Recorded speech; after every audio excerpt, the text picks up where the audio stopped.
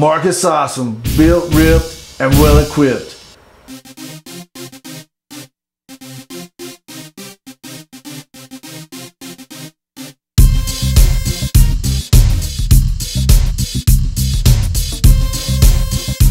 How's it going, ladies and gentlemen? I am Jonathan Styles, the voice of tradition, independent wrestling commentator and announcer extraordinaire.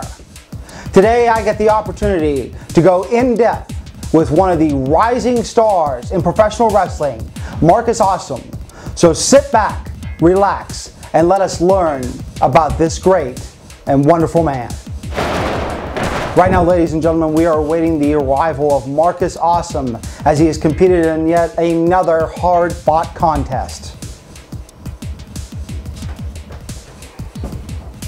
Marcus, Whoa, hey. How you doing, Jonathan? How you doing, my man? Congratulations on another hard-fought victory, sir. Thank you very much. Just another day at the office.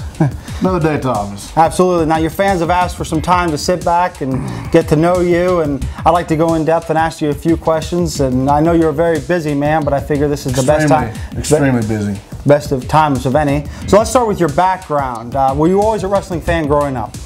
Well, you know, yeah, I was always a wrestling fan, you know. But for me, you know, started at birth. I was born, I was bred, I was to do this. You know, I was chosen in the womb. I mean, look at me. I'm a finely tuned athlete. Very talented, very talented. I mean, you feel me? Yes, sir, I do. Okay. So yeah, it started there. Any other favorite wrestlers you had? Well, the guys that influenced me, I would have to say would be, you know, Ric Flair. I mean, he's influenced everybody in the business. You know, I like Buff Bagwell. I loved his work back in the day. You know, there's several. Orton, the whole Orton family. You know, all the way up to Randy. Those are, you know, I'd have to go with that. Now you said you were born in the womb for this business, and you are a finely conditioned athlete. Yes, I am. Yes, now, I am. Did you compete in any sports in high school that helped you prepare for your profession today? Well, you know, I was a baseball player, which I know you can't, you know, coordinate the two together. But yeah, you know, I was an athlete in high school. It started me on the weightlifting thing, but you know, I'm just naturally born this way, you know, with this body. But the thing about it is a combination. I'm not the biggest guy, but I'm not the smallest guy. But you gotta have, you know, the look, you know, the beauty. It's a combination of both. I mean, you know what I'm saying? Absolutely. That's exactly what I have, and that's what I bring to the table, and that's why I feel seats everywhere I go. Now, the weight training, the conditioning, and your natural ability, did that prepare you for the training? Well, you know, you can't train hard enough to look like this. You know what I'm saying? I really don't have to train a lot, to be honest with you. All right, well, let's go in depth about the training that you learned. Okay, well, you know, I had an uncle that ran a promotion, and it was a smaller one. And, you know, they were always harping on me to get in the ring. And, you know, it took a lot, but I finally got in the ring, and, you know, he had a training facility also, you know, had the indoor ring, and, you know, he also traveled, but, you know, I would go up and just, you know, train around with him. He's a great trainer. He's the one who got me started on the journey I'm on now. That's led me, you know, right here. It's kind of a historical event right here. Were you part of a class, or was it just you and your uncle? Well, yeah, he was always training.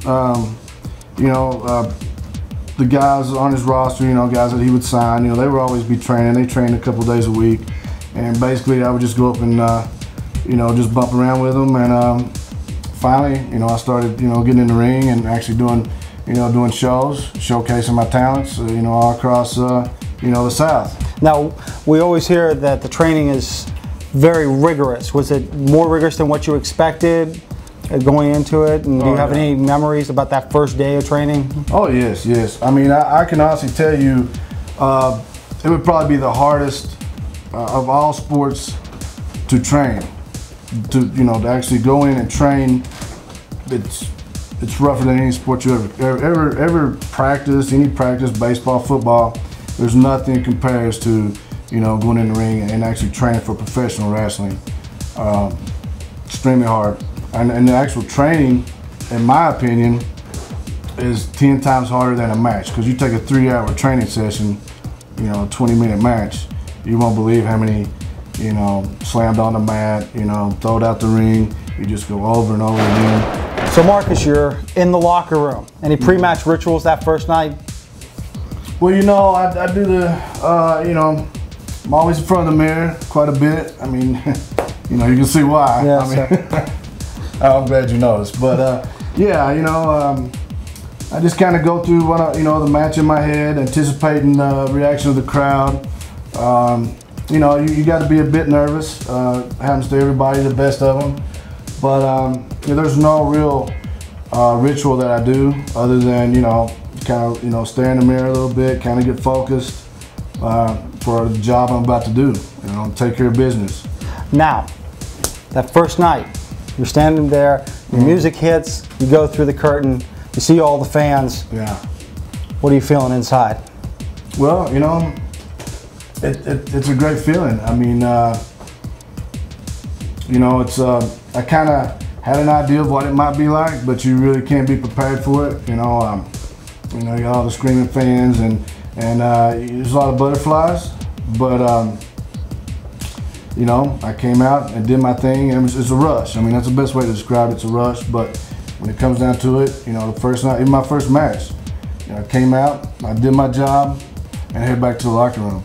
But you know, I mean, it's a little bit butterflies going. You're a little bit nervous, but as you know, as usual, Marcus Awesome prevails and come through flying colors. Now, backstage after that first match, you're decompressing. What are some of the thoughts that were rushing through your head after a victory?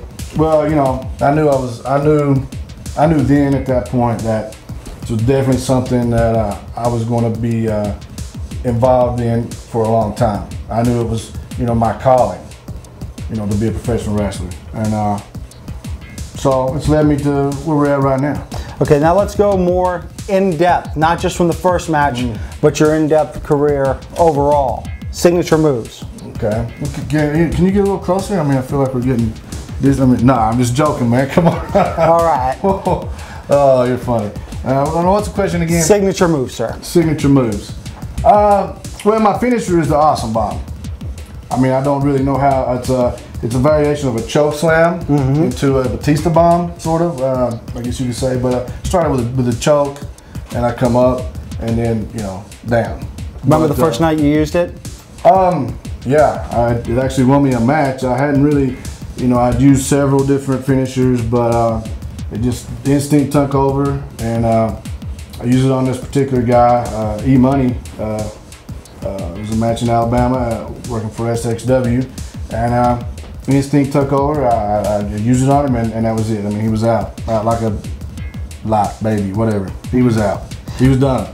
Now, has E-Money been your hardest opponent up to date, or have you found other opponents that have been difficult? E-Money was actual cake. But okay. There's been some hard. I've had some hard opponents. Actually, a guy by the name of Luke Goldberg. He's a big guy. He's a distant relation to Bill Goldberg. Kind of resembles him very much. I think he's a little bit bigger. But we had some grueling matches in South Alabama. I mean, they were great. Actually, a couple of them ended in a draw. Wow. So that was a great rivalry, and he was a 6-time SXW heavyweight champion. Always a tough competitor, but you know, I ain't scared. I would take him on right now, again.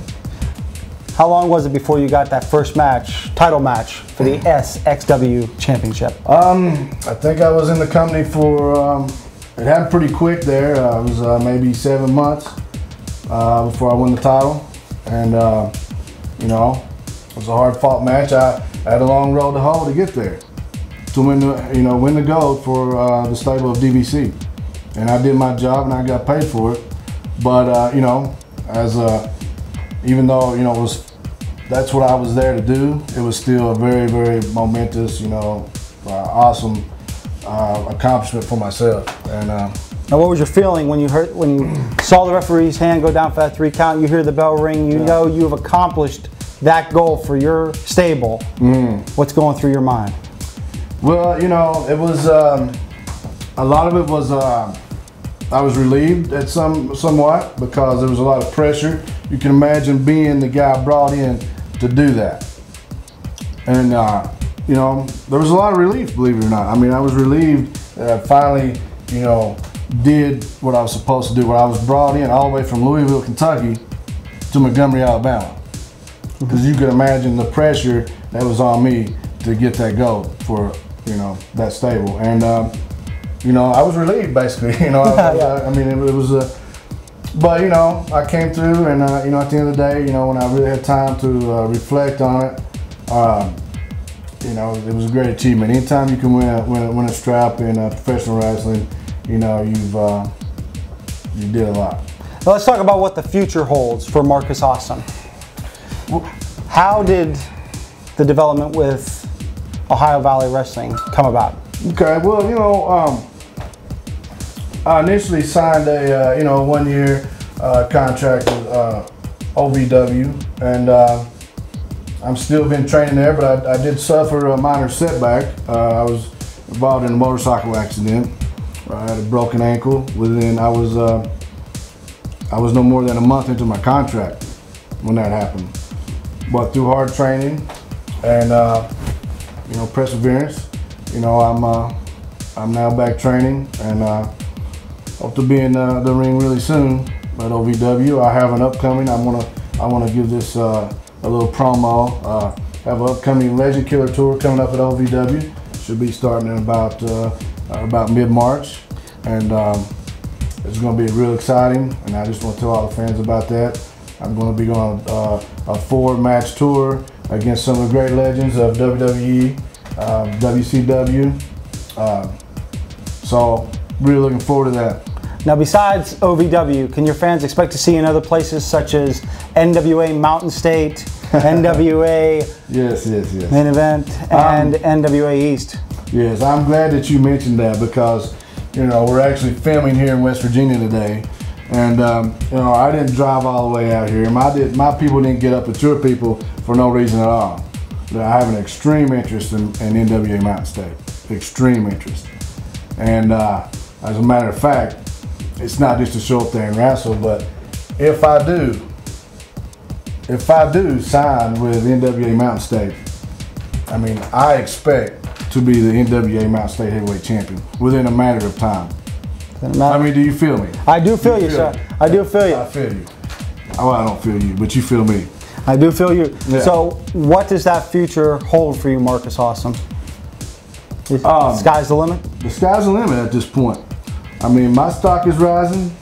I think your stock is rising by being here with me. Do you feel your stock rising? Yes, I do. You feel your stock rising? Yes, I do. That's almost embarrassing, Johnathan. But anyways, yeah, our stock is both rising. And, you know, the sky is definitely the limit. So. Well, fans, we want to thank you for taking the time out to learn about Marcus Awesome. Look for him on MySpace, Facebook, all your other social favorite networking sites, and especially on YouTube. For Marcus Awesome, this is the voice of tradition, Johnathan Stiles. Too pretty.